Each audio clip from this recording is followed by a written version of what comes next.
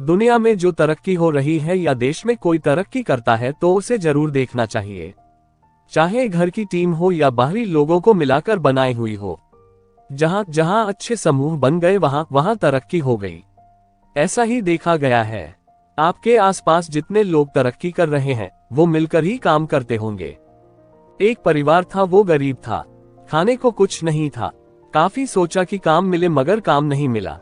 2 बच्चे थे, बीवी थी।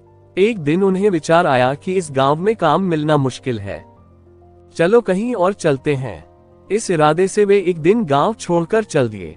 रात का समय था, रास्ता भी जंगली था। सोचा वृक्ष के नीचे रात गुजारी जाए। आदमी ने अपने एक लड़के को लकड़ी चुनने तथा दूसरे को पानी लाने के लिए भेज दिया और बीवी को चूल्हा बनाने के लिए कहा और उसने जगह साफ कर दी। चारों ने अपने अपने काम कर लिए। चूल्हा जलाया गया, पानी गर्म होने लग गया।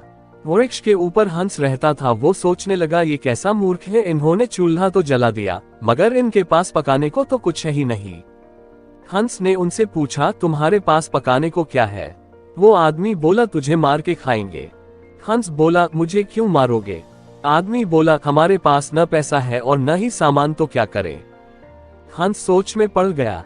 इन्होंने चूल्हा भी जला लिया है, 4 सब कर्मशील हैं, मुझे तो ये खा ही जाएंगे। तो हंस बोला, अगर मैं आपको धन दे दूं तो क्या तुम मुझे छोड़ दोगे? घर का स्वामी बोला, हाँ छोड़ देंगे।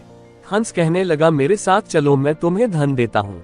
हंस उनको थोड़ी दूर ले गया और चोंच से इशारा किया और कहा कि यहाँ से निकाल लो। उन्होंने गड्ढा खोदा और वहां से धन निकाल लिया।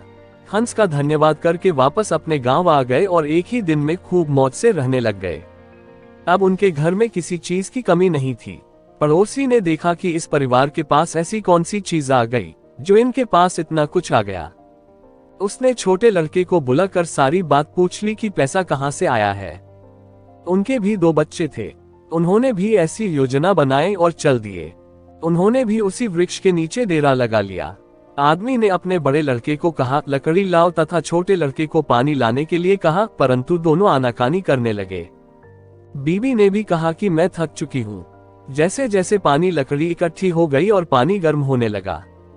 हंस फिर आया और बोला, तुम्हारे पास खाने को तो नहीं है, तो फिर पानी क्यों गर्म कर रहे हो? आदमी बोला, तुझे मारकर खाएंगे। हंस मुस्कुरा उठा और बोला, मारने वाले तो 3 दिन पहले आए थे। तुम अपना समय खराब मत करो, घर जाओ, तुम मुझे क्या मारोगे, तुम तो आपस में ही लड़ रहे हो। जिन्होंने दूसरों को जीतना होता है वे खुद नहीं लड़ते।